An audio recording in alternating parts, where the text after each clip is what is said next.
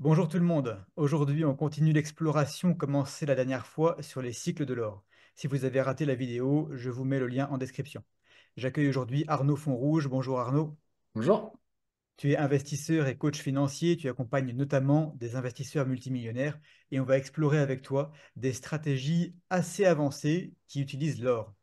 Cette vidéo est à but éducatif, en aucun cas un conseil en investissement. De toute façon, les mécanismes qu'on va évoquer aujourd'hui, ils ne sont appelés finalement qu'à utiliser une petite frange de votre or. Vous ferez attention à l'impact fiscal, parfois non négligeable, de certains mouvements. Selon la façon dont vous détenez votre or, le fait de le vendre et de le racheter peut avoir des conséquences. Bonjour et bienvenue sur Dorénavant, la chaîne qui vous aide à intégrer l'or dans votre patrimoine.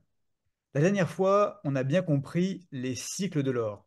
On a vu quand on pouvait acheter et aussi quand on pouvait vendre. Mais si on vend de l'or, il faut bien le remplacer par autre chose. Ce sera des euros dans le cas le plus simple, mais les possibilités sont bien plus vastes. Qu'est-ce que tu en penses, Arnaud? Oui, c'est très vrai, hein. C'est ce qu'on disait dans les vidéos précédentes, et puis ce que j'essaye de, de prôner, de prêcher au plus grand nombre, c'est que dans le secteur de l'investissement, ce qui compte, c'est gagner de l'argent, quoi. Et ensuite, bah, quand on a réussi à faire j'allais dire à masteriser ce Hmm. processus, hein, de savoir intégrer le mécanisme, savoir comment on gagne de l'argent dans l'investissement. Ensuite, il y a la répétition de ce mécanisme. Et donc, bah, c'est un peu se poser la question, une fois que quand on prend ses profits dans l'or ou qu'on décide d'injecter de l'argent dans une des poches de son patrimoine, comment on choisit en fait, Mais sur quoi on va, quoi. qu'est-ce qu'on fait du produit de la vente en fait? Parce que Du produit de la de vente ou base, de base, n'importe qui dirait bah, si je vends de l'or, je récupère des euros et ça s'arrête là. Et ce qu'on va voir aujourd'hui, c'est que il y a mille possibilités différentes et elles sont souvent bien plus intéressantes que de récupérer les euros. Ouais, pour moi, le bon investisseur, c'est celui qui sait ce qu'il va faire au coup d'après. Voilà, C'est-à-dire, je prends mon argent, je le sors d'ici pour le mettre quelque part d'autre. quelque Et part où il sera mieux, plus exactement. productif d'ailleurs. Plus productif ou il remplira une autre fonction. Voilà. Est-ce qu'on peut revoir la courbe de l'or de la dernière fois? Et puis on attaque, hein. Oui, bien sûr. Oui, donc la dernière fois, j'avais énormément insisté sur la cyclicité de l'or, son fonctionnement et comment, en fonction du comportement et des actions prises par les investisseurs institutionnels, on pouvait optimiser sa présence dans les cycles. En gros, à quel moment il était pertinent d'acheter et à quel moment on pouvait essayer d'identifier un peu ce qu'étaient en train de faire les plus gros, hein, les investisseurs institutionnels, sur l'or qu'ils possédaient.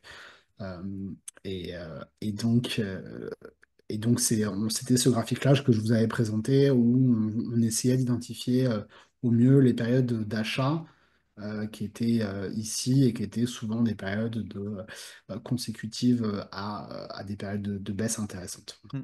Et quand on parle de ça, implicitement, on s'intéresse à la relation entre l'or et la monnaie du pays dans lequel on vit. C'est Euh, parfaitement exact. Alors, il y a un phénomène qui est assez intéressant, c'est que l'or, il est principalement libellé en dollars.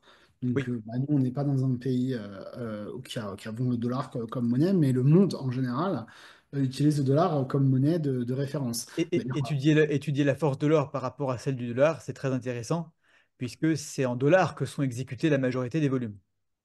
oui, et c'est valable pour le pétrole, c'est valable Oui. pour le Bitcoin, c'est valable pour tous les actifs dont le principal valeur et la devise de référence, comme on dit, est le dollar, quoi.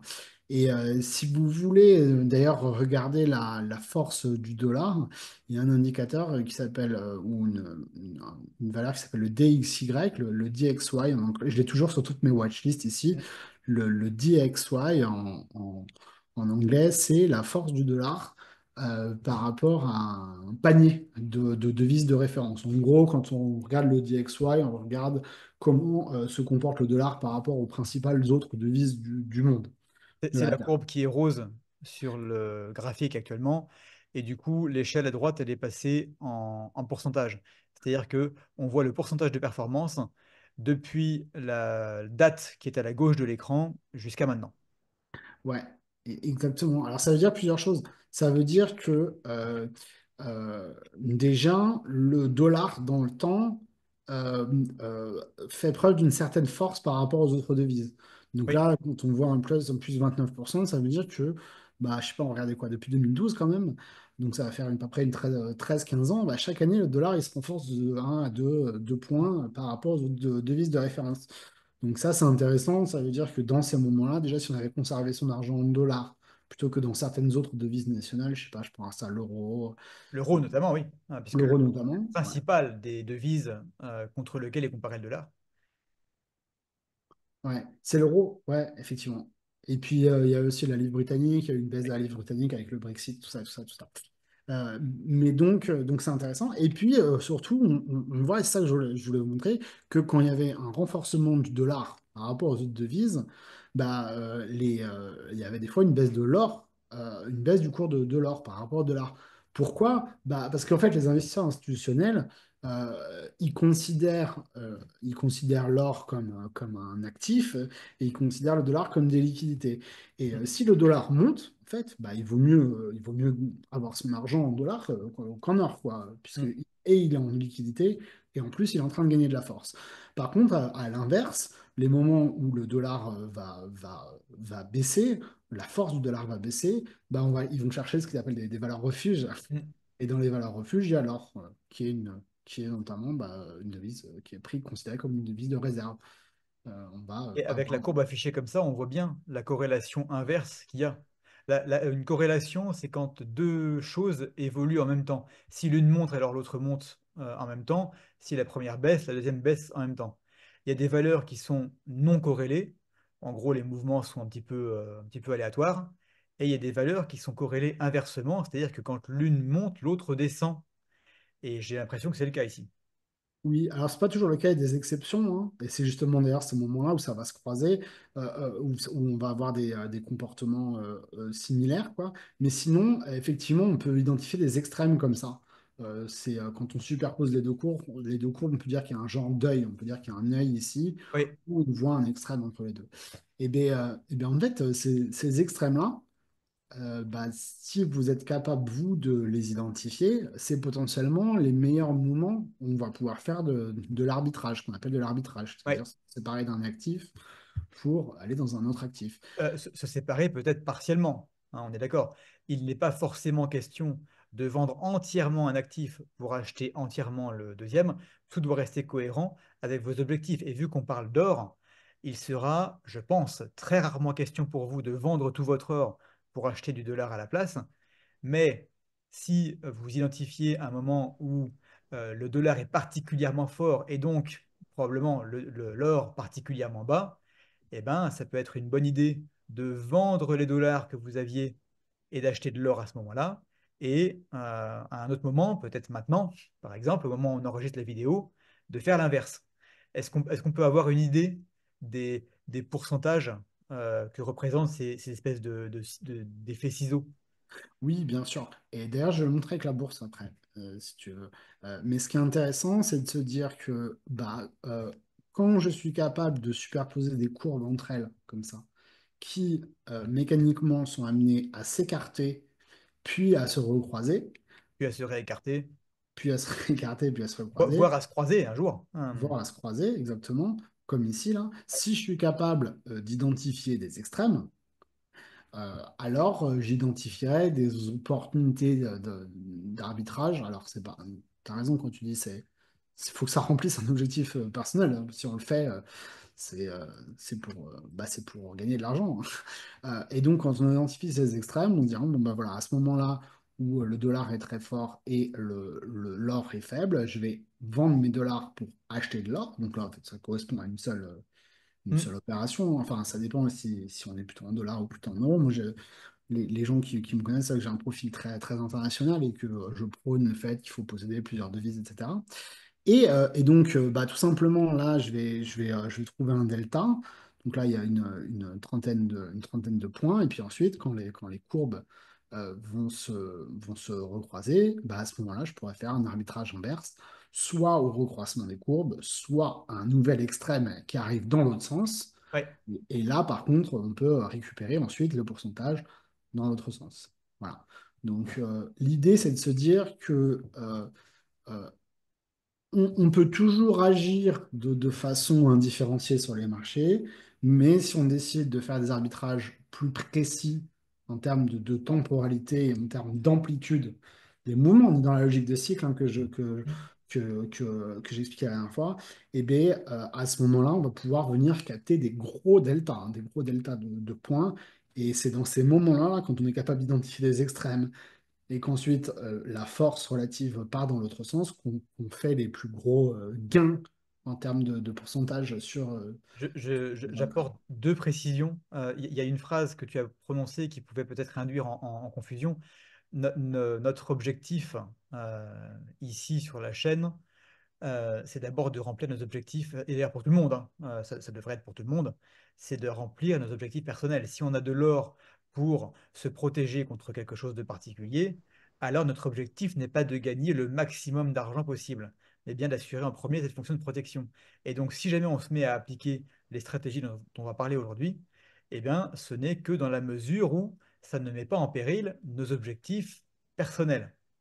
Une fois qu'on a alloué une poche, par exemple, de 20% de son or, qui peut servir à ce genre de choses, avec pour objectif, évidemment, enfin évidemment ou pas d'ailleurs, d'avoir encore plus d'or un jour, par exemple, en vendant l'or quand il est fort face au dollar, par exemple contre des dollars, puis le mouvement inverse, euh, une fois que les courbes se sont renversées, eh ben là, c'est OK.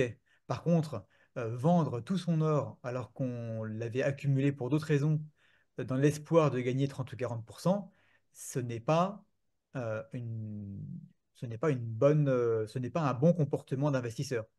Puisque gagner de l'argent en allant à l'encontre de ses objectifs personnels, c'est pas à ça que ça sert. Et aussi, tu as dit plusieurs fois qu'on allait identifier les extrêmes, mais il n'y a pas forcément besoin de choper les extrêmes. Quand on voit, comme par exemple à l'été 2015, imaginons que j'ai acheté de l'or début 2013, donc à l'extrémité gauche de l'écran. Je me rends compte non, pardon, si j'ai une position en dollars, par exemple, début 2013, et j'identifie à l'été 2015 que j'ai un écart, qui n'est pas forcément l'écart maximal, hein. On peut se mettre un tout petit peu plus loin sur la courbe, à un point plus bas de la force du dollar, et je vois que il y a déjà un delta qui est quand même assez phénoménal, puisqu'à l'époque, l'or était encore en train de baisser. Même sans attraper les points extrêmes, on peut se dire, bah oui, c'est pas une bêtise d'acheter de l'or à ce moment-là, puisque non seulement l'or en lui-même est faible, et en plus de ça, j'utilise une autre position que j'avais qui, elle, a pris de la force. Et donc, je vais gagner en efficacité. Euh, et on va voir dans toute cette vidéo qu'il n'y a pas que la relation or-dollar, il y a la relation or contre n'importe quoi. Oui, c'est vrai. Alors, peut-être que je peux extrapoler à la bourse. Oui, bien sûr, hein, on peut passer aux Euh, actions maintenant. ouais, je vais peut-être prendre le CAC pour Ouais, commencer. Je vais enlever la on peut force du enlever dollar. le dollar, ouais. Ouais, voilà. Donc là, par exemple, typiquement, on se retrouve dans une situation où, quand on parlait de ça, hein, c'était le titre de l'introduction de la vidéo, c'était la décorrélation ou la corrélation entre l'or et le reste, en fait. Autant on va se rendre compte que, pour faire simple, qu'il y a des périodes où ça va dans le même sens, Ouais, comme ici. Donc, quand ça va dans le même sens et qu'on est à une performance qui est peu ou prou similaire entre deux actifs, un arbitrage s'impose pas forcément. ouais, Par contre, à l'inverse, quand on va avoir un comportement inverse, comme ici, tiens, c'est la Covid. Ou comme ici plutôt, allez, on va prendre un exemple euh, euh, peut-être plus actuel, ou comme ici, hein, c'est le parfait ouais. exemple de ce qu'on est en train de vivre maintenant, ok, entre la grande force de l'or et une relative latéralisation de la bourse française, c'est le CAC, là, euh, bah, on se rend compte que quand il y a des extrêmes, bah, ça peut générer des opportunités d'arbitrage. Et donc, c'est dans ces moments-là que, patrimonialement parlant, on va décider de vendre un actif qui est très fort. Alors, c'est pareil, ce que tu as dit, hein, tout ou partie, vendre une partie d'un actif qui est fort pour acheter un actif qui est faible, dans l'optique et en sachant pertinemment qu'un jour ces courbes vont se recroiser et Un qu'on actif qui pourra. est faible et qu'on a envie de posséder et qui remplit nos objectifs. On ne se J'aurais met dû le pas, préciser, on, j'aurais dû le on- préciser. On on- n'achète on- jamais un actif qu'on ne veut pas posséder en portefeuille, hein. voilà, on ne se met pas à acheter n'importe quoi sous prétexte qu'on a vu une décorrélation. Acheter, posséder des actifs en portefeuille que l'on ne souhaite pas posséder ou dans lesquels on ne croit pas ou desquels on considère que ce ne sont pas des actifs de qualité, c'est une erreur majeure en investissement. En investissement, on possède que des choses qu'on est content d'avoir en portefeuille et qu'on considère être des actifs de qualité. Et je ne l'ai pas précisé parce que j'imagine que les gens qui regardent ta chaîne sont très au fait de ça parce que l'or est l'actif de qualité par référence, quoi. C'est vrai, mais à force d'avoir en tête un actif de qualité que personne ne remet en cause, peut-être que ça devient évident. Mais non, en fonction enfin, d'une personne à l'autre, les actifs de qualité, bah, c'est pas les mêmes. Euh, C'est vrai. et je pense que c'est important de le rappeler. Il y a autre chose qui est très très important, c'est que ces courbes-là, elles vont avoir une tête très très différente selon le point d'origine, c'est-à-dire la date qui est la plage de date qui est affichée, c'est celle qui est la plus à gauche sur l'écran. Et Exactement. un bon moyen, tu me corriges si je me trompe Arnaud, de paramétrer la courbe, c'est de placer à gauche la date à laquelle vous avez acheté l'or, par exemple. Si j'ai acheté de l'or tout début 2020, il suffit de faire glisser le 2020 jusqu'à ce qu'on le voit à peine. Si tu peux le faire, Arnaud. Hop. euh, voilà. Et là, comme ça, voilà, j'ai acheté juste avant le Covid, par exemple, par hasard. Euh, Début 2020, j'ai acheté de l'or. Et bien là, la, la courbe telle qu'on la voit, elle me donne, euh, et je te laisserai développer, Arnaud, ce que je peux faire de mon or actuellement. Est-ce que c'est ça? Oui, oui, c'est exactement ça. Alors, il peut y avoir aussi une autre façon de la paramétrer, c'est son horizon d'investissement. C'est-à-dire, j'ai un horizon d'investissement sur 10 ans, Ouais, bah, je prends une période de référence de 10 ans pour voir comment se comporte un actif par rapport à l'autre. ouais. Euh, Voilà. donc là, si on reste un instant sur l'exemple, j'ai acheté de l'or tout début 2020.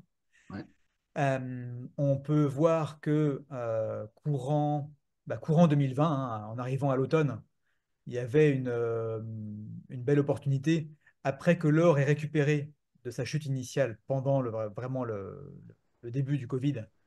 Il a remonté très fort. La bourse a mis plus de temps à repartir. Donc on a un œil qui s'est dessiné ici. oui. Après, c'est resté relativement corrélé. Et puis ben là, on en a un autre qui est en train de se dessiner là. Hein. Mhm, exactement, exactement. Et il faut bien garder en tête que mécaniquement, un jour, ces courbes sont amenées à se recroiser. Voilà. Voilà. Ou si elles ne se recroisent pas immédiatement, à se rapprocher Oui, et à commencer à dessiner. Est-ce que tu peux nous dessiner l'œil de 2020, l'œil du Covid, avec le petit crayon, pour qu'on voit bien le, le schéma qui est recherché en fait? Voilà, on cherche deux courbes soit qui se croisent, soit qui étaient proches, qui vont s'éloigner puis se rapprocher, peut-être pour se recroiser si on a de la chance. Et cette forme d'œil, eh ben, elle est caractéristique d'opportunité en fait.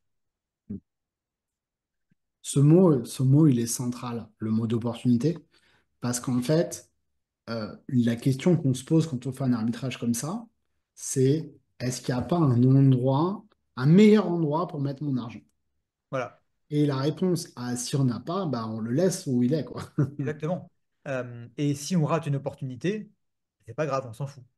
Oui, Euh, on a de l'or, on est très content d'avoir de l'or. les fondamentaux sont excellents. Par exemple, je n'ai absolument pas vendu d'or pour acheter le CAC 40 pendant le Covid et je ne le regrette pas. Ça ne correspondait pas à mes objectifs à l'époque. On est parfaitement d'accord. Et donc, je peux dire aussi une autre chose, euh, c'est que il y a aussi les actifs. Donc là, on prend l'or et la force du dollar ici. La performance des actifs et des liquidités peuvent être aussi amenés à se recroiser, à se retrouver. Ça veut dire que, il faut être conscient qu'il y a des moments dans l'histoire, ou dans l'investissement, où il vaut mieux être en cash, il vaut mieux Oui. être en argent liquide. Et c'est complètement OK. Il y a beaucoup de gens qui sont contre cette idée-là, parce qu'il y a le spectre de l'inflation, parce qu'il y a beaucoup de choses. Euh, dans certains moments, dans une certaine proportion, et dans l'optique de saisir des opportunités futures, il y a des moments où il est extrêmement pertinent d'avoir beaucoup de cash, de liquidité. Voilà. Et là, ce qu'on voit sur la courbe, pour que ce soit plus clair pour tout le monde, c'est que entre le moment où zut, j'avais début 2020 là sur, Oui, tu peux me le pardon. remettre. Oui, pardon. Entre le moment où j'ai acheté mon or, tout début 2020, vraiment, si tu peux décaler encore un tout petit peu, euh, voilà, nickel. Début 2020 et l'automne 2022, eh ben, l'or et le dollar ont accompli pratiquement des performances égales, avec des chemins différents. Mhm. Mais si j'étais resté en dollars pendant toute cette période-là et que j'avais pas pris mes profits sur l'or, si j'avais acheté de l'or, eh ben, je me retrouve avec une performance parfaitement, euh, parfaitement similaire. Oui, dans l'investissement, c'est c'est toujours pareil, je vais le répéter, mais l'objectif majeur, c'est de gagner de l'argent. Mm. Et quand on gagne de l'argent, il y a un moment où nos plus-values doivent être réalisées. Et quand elles sont réalisées, bah, à ce moment-là, soit on décide de les garder en liquidité, de faire quelque chose, Mm. enfin de garder en cash, euh, soit, et ça peut être la transition, soit on peut décider de les allouer à autre chose. À autre chose, bien sûr. Le cash peut être une très bonne idée. Le cash peut être une option par défaut qui est très bien. Euh, le cash peut être une option pas ouf, des fois. Ça arrive. Euh, mais on n'est pas obligé. On peut aussi s'intéresser à d'autres choses. On peut notamment rester dans le monde des métaux précieux. Oui, rester dans le monde des métaux précieux ou une fois de plus, hein, avoir des liquidités et les dépenser. Ça remplit aussi une fonction d'avoir du cash et de le dépenser sans l'investir. Des fois, c'est utile de le rappeler. Euh, moi, j'utilise beaucoup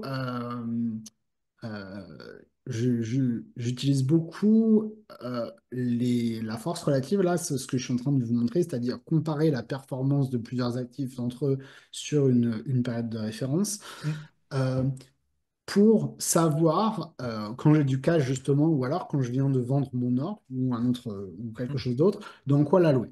Euh, je pense que tu dois traiter ça sur ta chaîne, mais il y a aussi d'autres métaux précieux. Oui. Il y a l'or, il y a l'argent, il y a le... Ah, là, je vous ai mis le palladium, je vais un petit peu tous vous les montrer. Mon premier réflexe, surtout que j'ai beaucoup de stratégies basées sur les rotations, c'est-à-dire le- la sélection d'actifs en fonction du momentum du cycle économique et financier dans lequel on se trouve. Donc, j'ai beaucoup de stratégies basées là-dessus. En fait, je sais que par exemple, les investisseurs institutionnels, ceux qu'on cite depuis tout à l'heure, vont faire des arbitrages, par exemple, entre l'or et les autres métaux précieux. Mm. Et le premier qu'ils vont regarder, c'est l'argent, parce Ouais. que c'est le deuxième en termes de capitalisation de marché. Et puis, c'est aussi bah, un métal qui remplit les mêmes fonctions, matières premières, etc., etc. Et donc, en fait, si je rajoute l'argent sur une courbe, une comparaison de force relative avec l'or. Donc j'ai l'or là avec les petites bougies Hmm. et l'argent et L'argent en l'argent violet. qui est en violet. Ouais. Moi, ce que j'aime bien montrer souvent, c'est l'effet rattrapage de l'argent. Hmm. C'est-à-dire que bon, bah, souvent, l'or, il va être moteur de la croissance des métaux précieux. Et puis ensuite, quand les investisseurs institutionnels vont gagner suffisamment d'argent et commencer à réaliser leurs profits sur l'or, hein, c'est-à-dire vendre une partie, voilà, ils vont ensuite se déporter pour toujours rester exposés aux métaux précieux. Ils vont se déporter sur d'autres actifs, tout simplement. Et c'est ce que nous, on doit essayer de mimer ou faire en tant qu'investisseurs particuliers. C'est-à-dire, bah, en gros, si eux, quand ils vendent leur or, bah, ils achètent de l'argent, pourquoi moi, je ne ferais pas pareil? Tout simplement. Et donc, en fait, souvent, c'est ce mécanisme de rattrapage qu'on peut observer là sur la courbe de force relative entre les deux. Là, on voit bien ici l'or qui monte et l'argent ensuite qui traîne un peu, mais qui finit par rattraper. Hmm. Et puis, on le voit encore ici, là, sur le dernier mouvement, c'est-à-dire l'or qui monte et l'argent qui suit toujours avec un petit train de retard, Ouais. soit en termes de timing, soit en termes de performance. Par contre, on voit bien que les courbes, mécaniquement, là, elles finissent par se toucher, on le voit ici, là. Il reste malgré tout une corrélation assez, assez importante.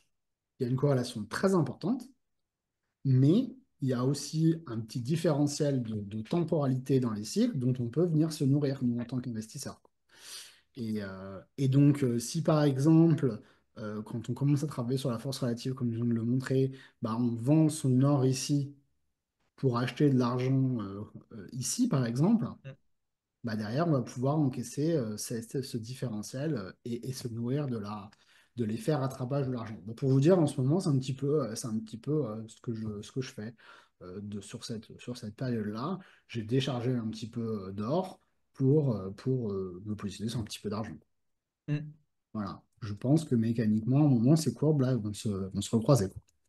Et avec pour potentiel résultat final le fait de, quand les courbes se touchent à nouveau, de vendre l'argent et de repasser en or. Si notre objectif, à nous, c'est l'or, on peut dire, ben voilà, je vais me détacher temporairement de 10% d'or, par exemple, mais je sais que dans les quelques années qui viennent, on me donnera certainement l'opportunité d'en avoir davantage. Exactement.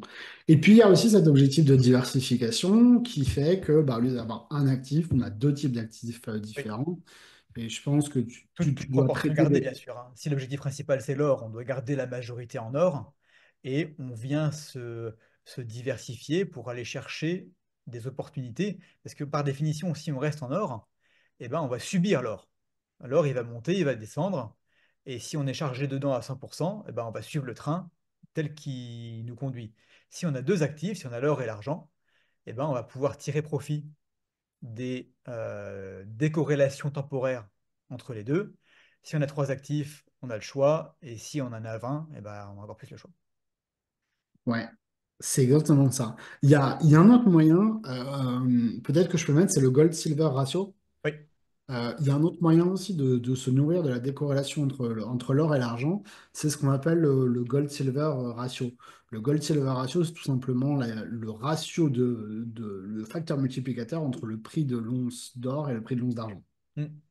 Donc, tout simplement, en fait, on va voir une courbe, je vais enlever ça, on va voir une courbe, pareil, avec des cycles, et on va voir des moments où l'or est exagérément très cher par rapport à l'argent. Alors, c'est un raccourci de dire ça, mais vous voyez le mécanisme sous-jacent qu'il y a derrière. Juste pour rappeler, excuse-moi, le chiffre qu'on voit dans l'échelle de droite, l'échelle verticale, là, donc c'est un chiffre qui n'a pas d'unité, Ouais, c'est pas un prix. C'est combien d'onces d'argent vous pouvez acheter en vendant une once d'or. Donc là, le jour où on enregistre la vidéo, il y a marqué 92.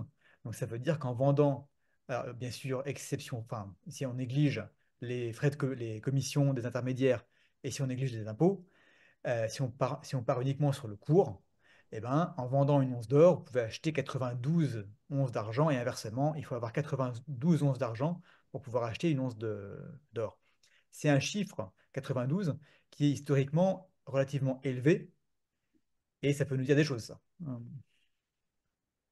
Oui, bien sûr, c'est toujours pareil. Si on peut identifier les extrêmes de ce Oui, ratio-là, qui ne sont en fin de compte que les extrêmes des yeux qu'on a vus oui, ici, bien hein, sûr. Ah, qu'on voit quand on dézoome, comme ici, là, ouais. en 2011, on va avoir un pic aussi, là, ici, un Mm. creux plutôt, ici. Voilà.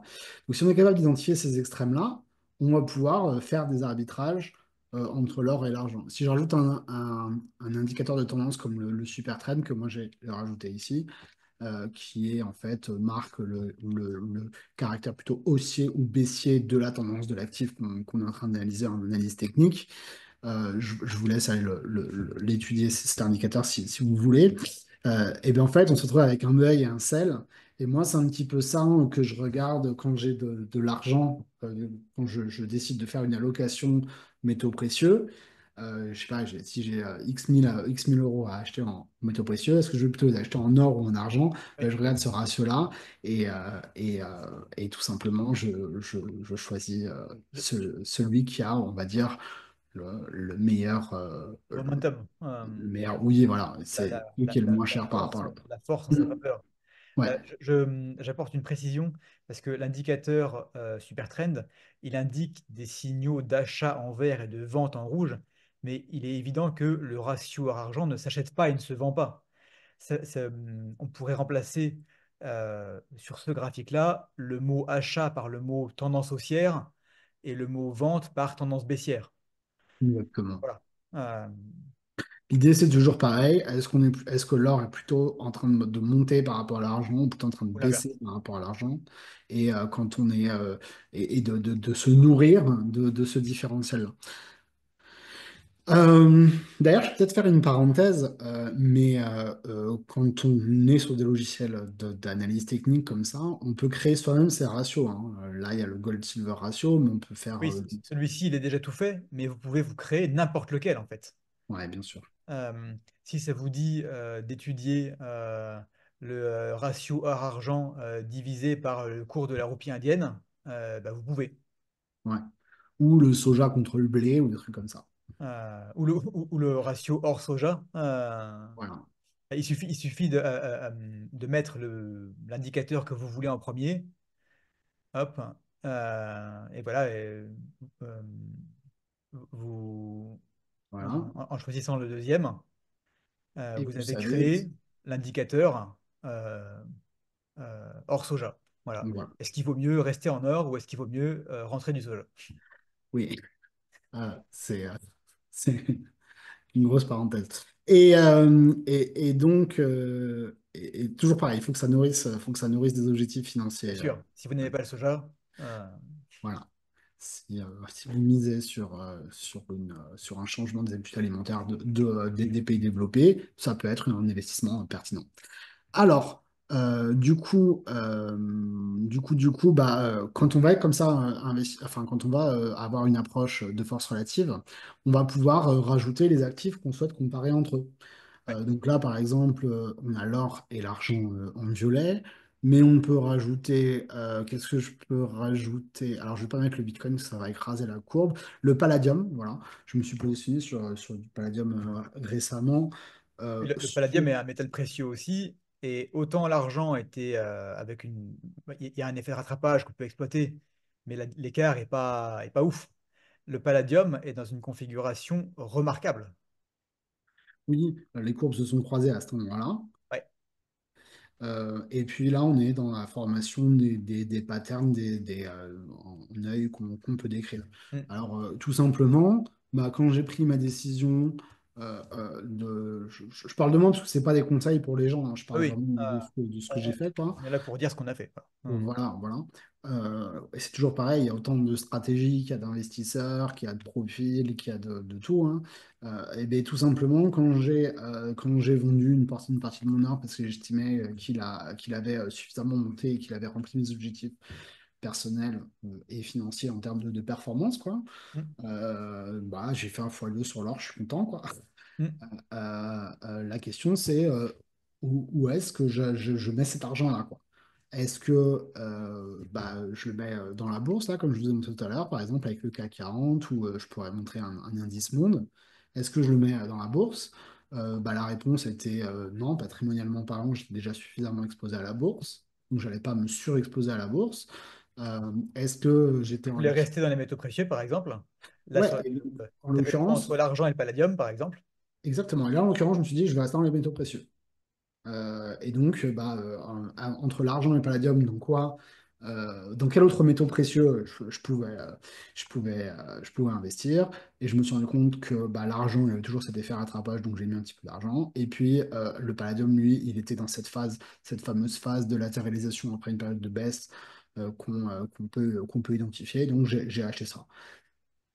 C'est une position très personnelle, il n'y a pas le même degré de liquidité, il n'y a pas les mêmes propriétés, et surtout, je l'ai fait avec une toute petite partie. Et évidemment, là, on se rend compte que le palladium a beaucoup baissé et maintenant il latéralise. Donc, on est en phase d'accumulation. Mais cette phase d'accumulation, on ne sait pas combien de temps elle va durer. Donc voilà, pour ton cas, et d'ailleurs dans mon cas aussi, puisque j'ai fait la même chose, il n'est pas question de faire all-in sur le palladium, Non, pas du tout. mais juste de profiter du fait que le prix du palladium a été divisé par 3, le prix de l'or a été multiplié par 2. Si jamais les courbes se touchent un jour, là, il y a quelque chose à faire. Exactement, et c'est l'idée. Et peut-être qu'un jour, bah, je ferai le mouvement que j'ai dessiné, là, il va se créer. Et peut-être qu'un jour, je ferai l'inverse, c'est-à-dire Voilà. que bah, je vendrai mon palladium pour acheter de l'or. Et, Et à minima, au croisement des courbes, il y aura des profits à prendre. exactement. Des profits, ça ne sera pas vraiment de la prise de profit, mais plutôt une reconversion de l'or qu'on avait transformé en palladium, qu'on va retransformer en or à nouveau, sauf que bah, on en aura plus. Voilà. Mm. Ouais. Et l'idée, c'est toujours de se dire pourquoi je fais ça, en fait. Pourquoi je fais ça. Je vais peut-être le redire, mais en Ouais, l'occurrence, c'est peut-être valable que pour une petite poche et une partie spéculative de la poche métaux précieux que l'on possède réellement en patrimoine. Et c'est toujours pareil, il ne s'agit pas de faire un arbitrage, comme l'on le dire ici, puis après le regretter dans le temps, parce que il est venu nous sortir de notre ligne, de notre couloir de nage à nous, qui est notre objectif financier et personnel, et donc, en fin de compte, pourquoi on fait de l'investissement. Ça, j'insiste toujours en coaching, et je passe beaucoup de temps avec mes coachés à déterminer quel est vraiment le vrai objectif financier et le point qu'on essaye d'atteindre en mettant en place toutes ces actions-là, quoi. c'est C'est le nœud c'est absolument capital. Les stratégies qu'on développe aujourd'hui sont des outils que vous pouvez mettre, si vous voulez, au service de vos objectifs, mais ces outils ne doivent pas prendre vie eux-mêmes. Mm, Ils n'ont pas de place dans votre patrimoine s'ils ne vous servent pas vous directement. Si le palladium met 10 ans à repartir et que finalement l'or ne retombe pas, vous devez être content quand même. Moi, je sais que je serai content parce que je ne me suis séparé que d'une portion négligeable de mon or. mm. Par contre, si jamais le scénario se réalise, je serais très content parce que pour le prix de 100 grammes d'or, j'en aurais 300. Ouais, exact, exact. Voilà, c'est l'idée. Je vais peut-être faire une parenthèse, si tu m'autorises, Bien sûr. sur la notion de diversification. La notion de diversification dans un patrimoine, pour beaucoup de gens, va remplir cette fonction de protection, de Mm. préservation. Plus je suis exposé à des actifs différents, moins, plus les cycles que je vais vivre vont se superposer et Par la hasard. performance globale, ouais, de mon patrimoine va être Ouais. lissée dans le temps. Et ça fait beaucoup de sens. Et, ce que je suis en train d'essayer de vous dire depuis tout à l'heure, c'est que si vous appliquez cette diversification et qu'en plus vous rajoutez la compréhension de cette notion de force relative et de cyclicité, vous allez pouvoir vous nourrir de la superposition des cycles Voilà. des différentes classes d'actifs que vous possédez en patrimoine. Plutôt que de la subir, plutôt que de compter sur le hasard pour que, bon an, mal an, votre patrimoine ne connaisse pas de trop fortes fluctuations en valeur, eh bien, le fait de les rechercher, Hmm. être capable de les identifier et de les rechercher activement, peut-être qu'un jour, vous allez tomber sur une opportunité où vous vous direz, bah oui, je peux tout à fait vendre 2 000 € d'or pour acheter 2 000 € d'autres choses et attendre patiemment que ces 2 000 € deviennent 4 000, que le cours de l'or baisse un petit peu, et du coup, bah, l'once d'or que vous avez vendue, elle va se transformer en 2 onces d'or. Voilà. C'est exactement ça. On a bien avancé. Est-ce qu'il y a d'autres actifs que que tu veux Euh, développer? On peut prendre peut-être encore un ou deux exemples, puis après on ouais, arrêtera. j'ai du platine là, j'ai de l'uranium là, pour ceux qui veulent. Attends, il y a même le ticker là, U.UN, c'est le ticker que j'utilise pour m'exposer à l'uranium, c'est à la bourse de Toronto. Donc, Ouais. bon, en ce moment, il faut quand même un petit peu faire attention avec les charges qui sont menées contre le dollar canadien, puisqu'il bouge pas mal. Donc, attention quand on s'expose, attention à la devise de référence quand on s'expose à un métal précieux papier, quoi. Ouais. Euh, et donc là, on voit bien, quoi. Donc, on est toujours dans la poche métal précieux. Ok. On a toujours l'or au milieu, l'argent en violet, Hmm. le platine en bas, en jaune. Ouais. Ok. Et l'uranium en rouge. La question, c'est toujours pareil, c'est est-ce que quand tout en restant au sein de la poche métaux précieux de son patrimoine, est-ce qu'on ne peut pas venir chercher des arbitrages, faire des arbitrages entre l'un et l'autre? Ouais. Euh, une fois de plus, si c'est l'or qui remplit une fonction dans votre patrimoine, bah, restez sur l'or. Il n'y a pas Oui, forcément exactement. intérêt à aller voilà. Là, on est dans une approche, on va dire, très spéculative. euh, euh, Très spéculative si on engage des proportions importantes. Si vous engagez 2-3% de votre position en or, bon, ça reste, c'est à peine dynamisant. Euh, Hmm. mais c'est sûr que si pour vous, par exemple, l'or se détient à la maison en direct pour des raisons extrêmement précises, alors vous n'aurez jamais aucun intérêt à faire tout ce dont on parle ici. Si Ouais. vous avez une position euh, un petit peu plus, j'allais dire diversifiée et ouverte, et que, bah voilà, dans ma poche de métaux précieux, j'ai de l'or, ok, très bien, mais je suis ouvert aussi à l'argent et au platine, eh ben, j'affiche l'or, l'argent, le platine sur la période qui m'intéresse et je vois si, bah voilà, l'or, il a beaucoup monté par rapport à l'argent. Non, il a plus monté que l'argent. Il a, il a une performance nettement supérieure à celle du platine, même si le platine a moins baissé que le palladium. Donc, bah, qu'est-ce que je peux faire? Si je voulais du platine, ça tombe bien, c'est peut-être le bon moment. Voilà, c'est une possibilité, tout en gardant en tête l'impact de la fiscalité. Je fais une toute petite parenthèse là-dessus. Si vous avez de l'or que vous détenez chez vous, par exemple, et que vous dites, bah, je vais dépenser, je vais vendre de Napoléon, ça va me rapporter en gros 1 000 €, et ces 1 000 €, je vais acheter un ETF sur le palladium avec. Il faut savoir que vous allez payer la commission sur la vente de l'or physique, vous serez peut-être imposé sur la vente de l'or physique, et les bénéfices éventuels que vous allez réaliser sur le palladium, ils seront imposés au mieux à la flat tax sur votre compte titre. Donc tout ça, ça vient réduire l'intérêt en fonction de l'enveloppe fiscale que vous avez. Moi, je sais que c'est notamment pour ça que j'utilise au coffre, hein. Ça me donne une enveloppe d'or physique qui, certes, n'est pas sous ma main en permanence. Je l'accepte. D'ailleurs, c'est une minorité de mon or. Par contre, j'ai très récemment vendu des pièces avec 90-95% de plus-value après commission, sans payer un centime d'impôt. Et ben cet argent-là, une partie de cet argent-là, pardon, une partie, j'ai pu le réinvestir sur le palladium au sein même d'Ocoffre. Et même si pour le coup en palladium, ce sera la fiscalité des métaux précieux, donc je serai imposé à la, à la revente, eh ben, j'ai quand même une situation qui est beaucoup plus favorable dans cet environnement fiscal. Le- Si jamais ça vous intéresse, vous pouvez aller voir en description, il y a des détails et je referme la parenthèse. n'oubliez pas que tout ceci ne doit servir que vous et pas forcément vos finances. Les finances ne se mangent pas.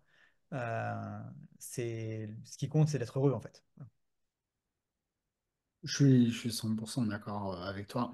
D'ailleurs, tout le propos ici, je suis pas en train d'essayer de faire de vous des traders de Palladium ou de quoi que ce soit. L'idée ici, c'est de monter en compétence parce que à chaque fois qu'on monte en compétence, on est plus conscient des investissements qu'on est en train de faire, on est plus conscient des risques qu'on est en train de prendre et tout simplement, bah, on gagne plus, quoi. Tout simplement, plus on est conscient, plus on a de connaissances dans le domaine de l'investissement, plus on est capable de transformer ces connaissances en gains, quoi, en gains sonnants et trébuchants, quoi.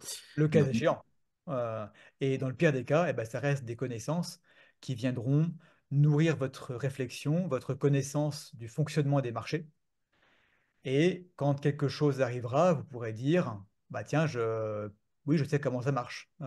Si l'or commence à perdre un petit peu, si le cours de l'or commence à baisser, ça ne sera pas une surprise pour vous, puisqu'il a monté avant.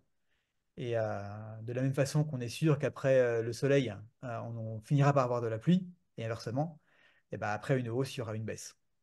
Et maintenant que vous savez exactement qui la provoque, pourquoi, et aussi quasiment comment, et aussi comment est-ce qu'un jour vous pourrez en tirer profit, et ben c'est cool. c'est extrêmement vrai. Et ben on a bien couvert le sujet. Est-ce qu'on passe autre chose en revue? Je peux peut-être donner Oui. un dernier point. J'y pensais, est-ce que je le vois ici? Il y a une façon aussi enfin, que j'aime bien utiliser pour m'exposer en partie à l'or papier et aux matières premières, c'est les ETF avec plusieurs matières premières à l'intérieur. Mhm. Donc là, par exemple, j'ai pris le Como CRB d'Amundi. Donc c'est un ETF de matières premières or agricole. Donc dedans, il y a de l'or, des différents métaux, du cuivre, du zinc. C'est pour ça que j'en parle ici parce que c'est Mais pas de matière première agricole. pas de matière première agricole. Il y a du pétrole, il y a du gaz naturel, il y a du gasoil, il y a les différents pétroles qui sont cotés en fonction de différentes bourses. Et donc, en fait, quand on analyse la différence entre un tracker matière première ex-agricultural comme celui-là et le cours de l'or, ben, on voit le comportement des autres matières premières par rapport à l'or lui-même. Mhm. C'est un petit peu technique, mais en gros, ça peut être bien pour lisser sa performance dans le temps ou alors s'exposer d'une autre façon aux matières premières tout en restant exposé à l'or papier. Un Ça petit peut peu, être oui. utiliser un tracker matières premières comme ça. Je referme voilà, la parenthèse. Ok. Eh ben, écoute, merci beaucoup, Arnaud. Encore une vidéo qui est un petit peu longue, un petit peu dense, mais vraiment remplie de valeur pour vous tous. J'espère que vous l'avez apprécié. Si vous voulez aller jeter un petit coup d'œil dans la description, vous aurez la possibilité d'avoir accès gratuitement à tout l'historique des recommandations qu'Arnaud publie de manière hebdomadaire dans sa newsletter. Est-ce que tu peux nous en dire un mot si quelqu'un est abonné à ta newsletter? Qu'est-ce qu'il reçoit toutes les semaines? À quoi ça ressemble? En deux mots. Oui, bien sûr. En fait, chaque semaine depuis 2017, maintenant, Ouais. j'envoie une update dans des recommandations hebdomadaires. Donc, c'est sous forme d'un fichier Excel où j'analyse justement, je fais un petit peu le travail de ce qu'on a vu aujourd'hui, c'est-à-dire j'analyse la force relative des différentes classes d'actifs entre eux et je publie les deux portefeuilles que je possède. Donc j'ai un portefeuille sur le CAC et un portefeuille plutôt sur le monde entier. Hmm. Donc on va parler de portefeuille d'actions, hein, par contre là. Donc je publie mes deux portefeuilles que je possède en argent réel. Et aussi, je fais un point sur l'actualité, c'est-à-dire je donne les actualités de différents marchés, mon analyse, et aussi je partage tous les investissements que je prends. Ouais. Donc chaque semaine, je dis voilà, cette semaine j'ai investi là-dessus, là-dessus, là-dessus, Avec les graphiques, avec le graphique. Ouais. l'analyse technique pré-mâchée en fait. Et en gros, bah, toutes les semaines, on se retrouve avec deux, trois, quatre idées d'investissement que vous êtes libre de saisir ou pas en fonction de vous. Voilà. C'est intéressant aussi pour l'aspect didactique, c'est-à-dire que je partage aussi beaucoup de connaissances sur les fonctionnements des marchés, puis aussi sur la psychologie des marchés, ce que j'appelle le mindset, moi, de l'investisseur, parce que j'estime que c'est un point central Oui, dans la euh, réussite. c'est vrai qu'il y a souvent des rappels et le pire ennemi de l'investisseur, c'est lui-même. Ouais, c'est vrai. Et c'est son meilleur ami à la fois. Oui, oui, ça peut devenir son meilleur ami, mais il faut rester quand même extrêmement prudent.